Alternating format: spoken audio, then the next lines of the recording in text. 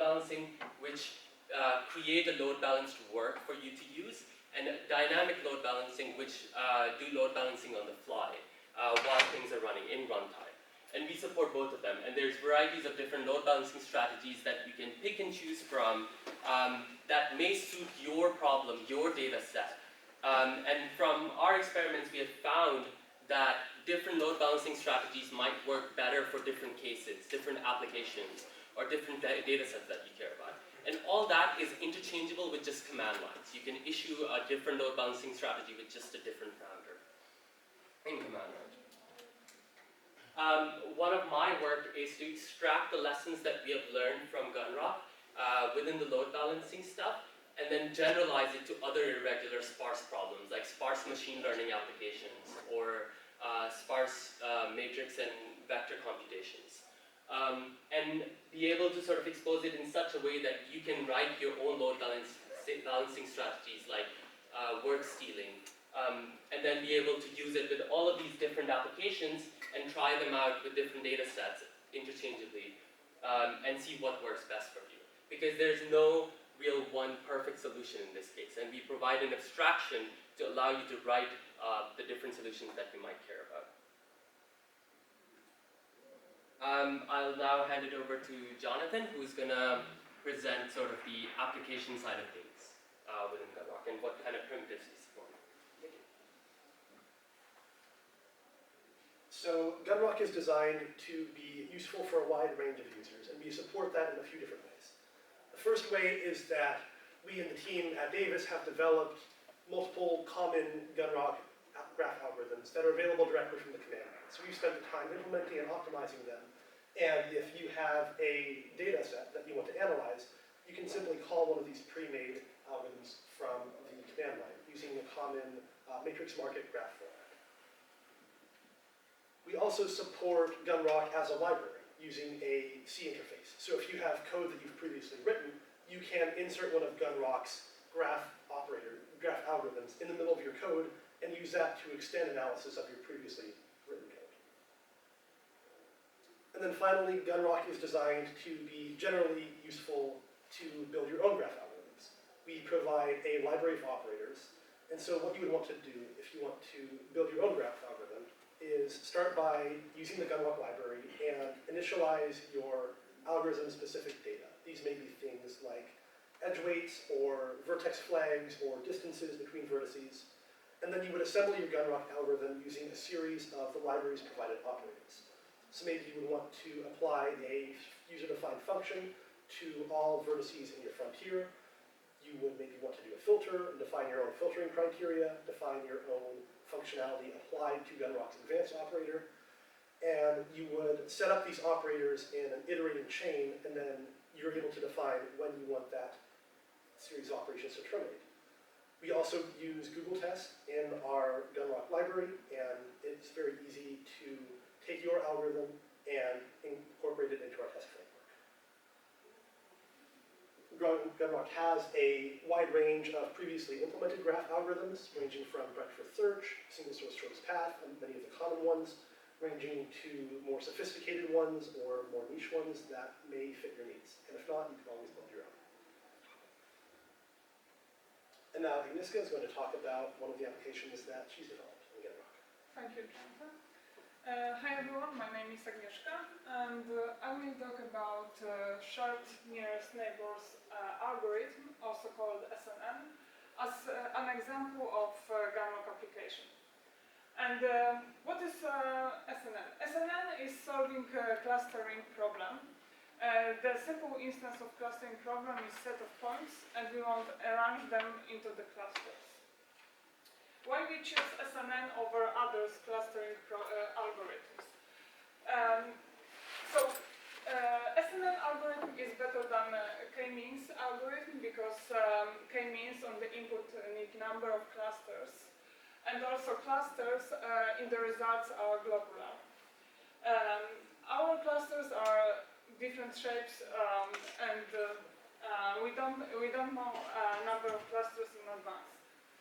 Other example of algorithm is DBScan, and in DBScan also all density of all clusters is the same.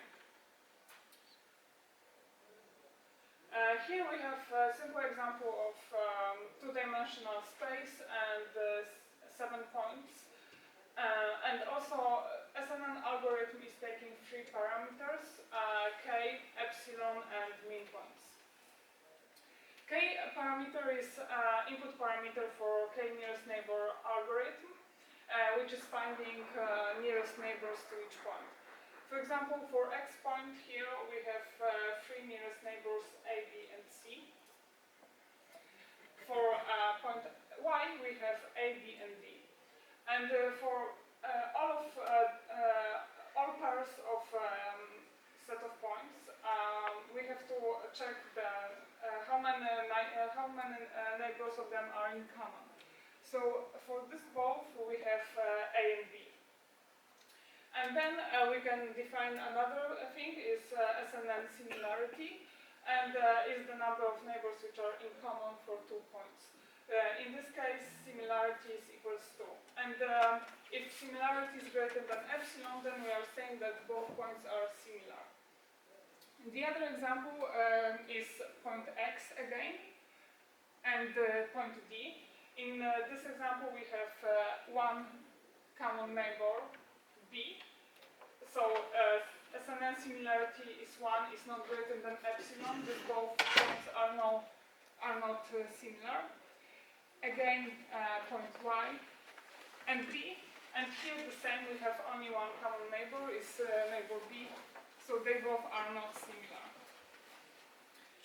So each time when we find for one point another similar points, we are increasing density feature of the point. So in this case, x, y are similar, so density of x is increased by 1, and density of 1 is increased by 1. And if density is reached some threshold, mean points, then we are saying that a given point is a core point.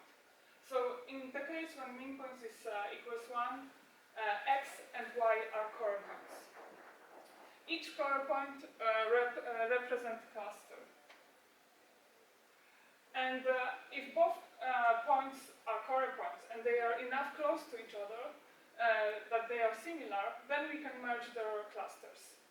So in this case, we are merging x and y together. What about other points, which are not core points?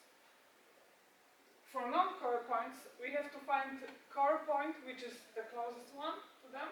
And then if the points are similar to this core point, then we are merging them together to one cluster.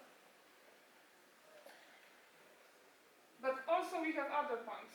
Other points are noise points. We are calling them noise points. That's the points which are not core points, which are non-core points, because they are not enough close to other core points, and then we are just leaving them alone, and that's noise point. So in summary, on the left side here we are seeing 6 steps of algorithm, and on the right side is implementation in Gunrock. Between each step we have bulk synchronization, about which Muhammad was saying before, and this is the minimum number of synchronizations which we have to perform in this algorithm. The first step is another Gunrock application, which user can use to another algorithms. It's a KNN algorithm. Then we have Gunrock utilities radic sort, which is performing sorting on all lists together at once. And then we have Gunrock operators for OR and union count. Thank you so much, and now I Chuck. Hi everyone, my name is Chuck. I'm going to take a moment to talk a little bit about an example application, single source sort of shortest path, like we were talking about before, and dig a little deeper into sort of the timings and performance of Gunrock here. So looking at a single application, in this case, single source shortest path, we're going to analyze the performance of this application on the USA road networks. It's provided by the Sweet Sparse Matrix Collection at Texas A&M. They provide a huge variety of sparse matrices that we use all the time. So the takeaway from all of this is that Gunrock is fast, but we could be faster. And that's an interesting problem for us, is what are we not fast at and what can we improve? Looking at this one application, as we said before, Gunrock can be defined as a series of operators that execute in a loop over that frontier until you converge. In this case, in this application, for single source shortest path, we have two operators, an advance and a filter. And we execute that iteration until the algorithm converges. In this case, we have around 6,000 iterations until we reach convergence. Our workload can be analyzed in terms of just these iterations. And if we analyze what the timings of this iteration are, we can better understand the timings of our application. So in total, the entire application takes around 785 milliseconds to complete. And each of our iterations is about 120 microseconds of that. So if you just do 120 times 6,000, it's around the right answer. There's a little bit of timing in between that. But looking at the actual work done on the GPU, you have about 50 microseconds devoted just to our advance operator, and about 10 microseconds just to our filter operator. But as we said, each iteration is about 120 microseconds. So what is that remaining time, right? Well, that is overhead. So when you launch a program on the GPU, you have to send that program to the GPU has to set itself up, get ready for it, look at the thing that you just sent it, and actually execute that code. We call this launch overhead. And in CUDA, that launch overhead is typically about 10 microseconds for each kernel launch, give or